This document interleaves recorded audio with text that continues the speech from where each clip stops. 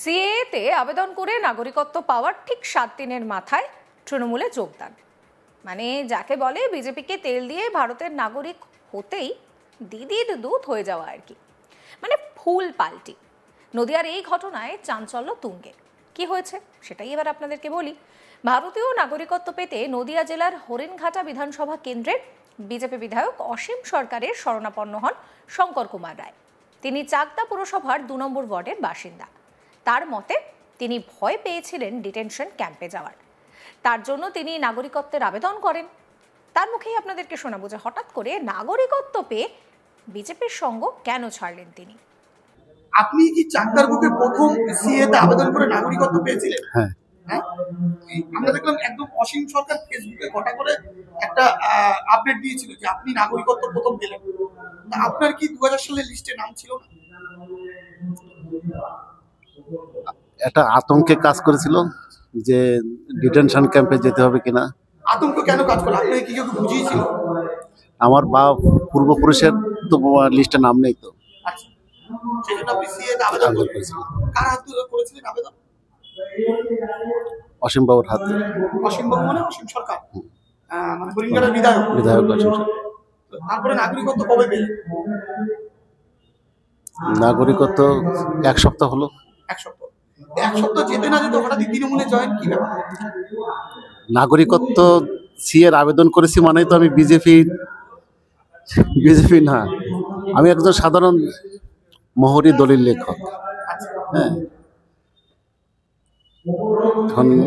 তৃণমূলে আসা কি দেখে কি মনে হচ্ছে? মাননীয়ার উপর ভরসা রেখে উন্নয়নের দেখে আমি তৃণমূলে জয়েন করি। মানে রাজ্য জুড়ে যে মুখ্যমন্ত্রীর অনুপ্রেরণায় উন্নয়ন চলছে, সেই উন্নয়ন দেখে উন্নয়ন দেখে তৃণমূলে জয়েন। তৃণমূলের কি যারা নেতৃত্ব ছিল তারা কি আশ্বাস দিলেন? আশ্বাস দিলেন যে আমার সঙ্গে থাকবেন। আগামী দিনে দলের হয়ে কাজ করবেন? হ্যাঁ, দলের কাজ করব। যদি কোনো দায়িত্ব দেওয়া হয় দায়িত্ব আবার পালন করবেন? আমি তো একটা কর্মের সঙ্গে যুক্ত। 24 ঘন্টার সময় দিতে না পারলেও যখন যেখানে প্রয়োজন হবে সেখানে আমি যাব। কি করেন? আমি দলিল লেখক, মোহরির কাজ করি। আমরা স্বামী স্ত্রী আর সন্তান। 5 জন। 5 জনের মধ্যে কেউ কেউ বিজেপি করে? হ্যাঁ, বিজেপি করে। আপনিও কম বেশি সমর্থক ছিলেন? সমর্থক আমি স্বতন্ত্রই ছিলাম। কি নাম বললেন? শঙ্কর কুমার রায়। বিজেপি বিধায়ক অসীম সরকারের হাত ধরেই সিএএতে তিনি যোগ দিয়েছিলেন। এমন বহু মানুষ ভারতীয় নাগরিকত্ব পেতে সিএএতে আবেদন করেছেন, কিন্তু তিনি প্রথম ব্যক্তি যিনি চাকদা থেকে সিএএতে আবেদন করে ভারতের নাগরিকত্ব পান। আর 7 দিন কাটতে না কাটতেই তিনি রবিবার যোগ দিলেন তৃণমূলে। এবার এই শঙ্করবাবু যার হাত ধরে নাগরিকত্বের আবেদন করেছিলেন, সেই অসীম সরকার কি বলছেন শোনাবো আপনাদের। দেখুন, বিভিন্নভাবে ভীতি প্রদর্শন করা হচ্ছে। শঙ্করের বাড়ি থেকে প্রথম প্রচুর লোকে সিএতে আবেদন করেছে। সিএ ক্যাম্পটা কিন্তু শঙ্কর করে। আমি যখন করলাম ওকে বললাম, বাবা তোমার বাড়িতেও তুমি করো, এতগুলো কম্পিউটার তোমার বাড়িতে। ও করলো এবং নির্ভুলভাবে, বৌমাও তো উকিল, অনেক কম পয়সায় করে দিতে পারছিল। এখান থেকে তৃণমূলের লোকজন গিয়ে খুব মিষ্টি ভাষায় বলল, এটা আপনি করবেন না, এটা বন্ধ করে দিন। ও ভয় পেয়ে আমাকে বললো, বাবা কি করব? আমি বললাম, বন্ধ করে দাও তাহলে, কারণ তোমার বাঁচতে হবে। বন্ধ করে দিল এবং বাড়ির সামনে লিখে দিতে হলো, এখানে সিএ এর কোনো কাজ করা হয় না। এই যে ঘটনাটা ঘটলো, তারপরে ও যখন নাগরিক কার্ড পেয়ে গেল, এটা একটা বিরাট জয়। নিশ্চয়ই তাকে ভয় ভীতি দেখিয়ে বলেছে, তুমি আবার নাগরিক কার্ড দেখিয়ে আবার ফেসবুকে দিতে গেছো, তৃণমূলে জয়েন করো, তাই নাহলে তোমার কিন্তু অবস্থা টাইট করে দেবো। সে মোহরি কাজ করে খায়, হয়তো তাকে আর যেতেই দেবে না, এমন কোনো ভয় দেখাতে পারে।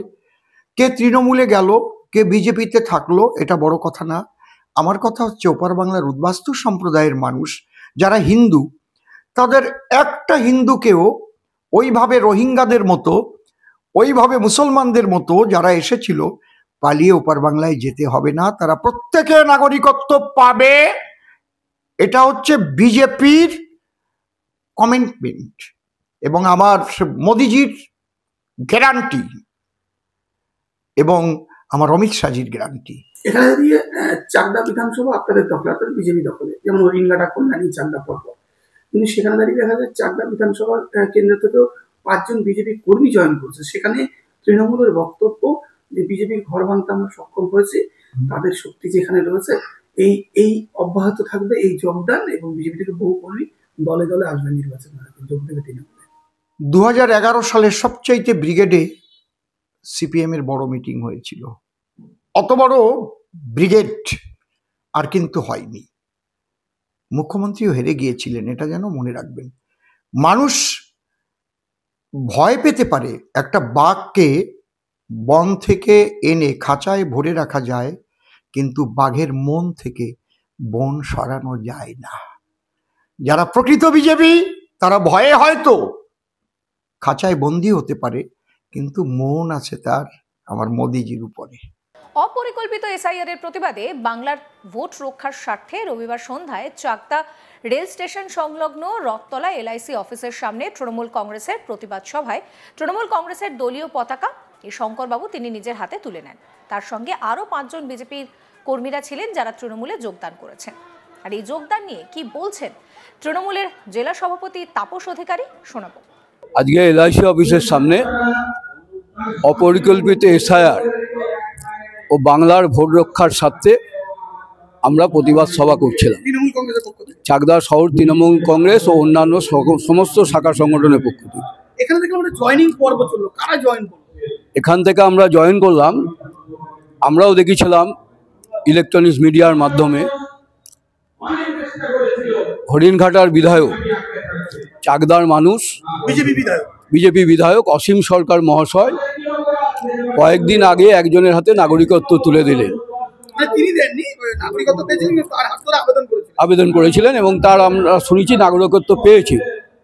সেই মানুষটা সহ আরও 5 জন বিজেপি কর্মী মমতা বন্দ্যোপাধ্যায়ের আদর্শে অনুপ্রাণিত হয়ে বাংলায় উন্নয়ন যজ্ঞে সামিল হওয়ার জন্যে আজকে এখানে তৃণমূল কংগ্রেসের সভায় যোগদান করলেন এবং আমাদের তৃণমূল কংগ্রেসের পতাকা তুলে নিয়ে আগামী দিনে মমতা বন্দ্যোপাধ্যায়ের নেতৃত্বে লড়াইয়ের অঙ্গীকার করলেন। বিজেপির দখলে তো চাকদা বিধানসভা, তাহলে কি বিজেপির ঘর ভাঙতে সক্ষম হলেন আপনারা? এটা তাই প্রমাণ হয় যে আমরা আজকে ঘর ভাঙতে সক্ষম হলাম এবং আমাদের বিশ্বাস আগামী দিনে বিজেপির ঘর আমরা আরও ভাঙবো এবং আরও নেতৃত্ব এখানে যোগদান করবে। একদম যে 7 দিনের মধ্যে নাগরিকত্ব পেল, বিজেপি বিধায়কের হাত ধরে সিএ তা আবেদন, এবং 7 দিনের মধ্যে তৃণমূলে জয়েন, কি বলবেন এই ধারাকে কি বজায় রাখতে পারবেন? এটা আমরা চেষ্টা থাকবে, আমাদের বিশ্বাস আছে যে মমতা বন্দ্যোপাধ্যায়ের উন্নয়নে সামিল হওয়ার জন্য মানুষ এগিয়ে আসছে, সেই কারণে আগামী দিনে বিজেপির আরও মানুষ আমাদের সঙ্গে আসবে। এই ভিডিও সম্পর্কে আপনাদের মতামত জানাবেন। সমস্ত খবরের আপডেটের জন্য চ্যানেলটিকে সাবস্ক্রাইব করতে ভুলবেন না।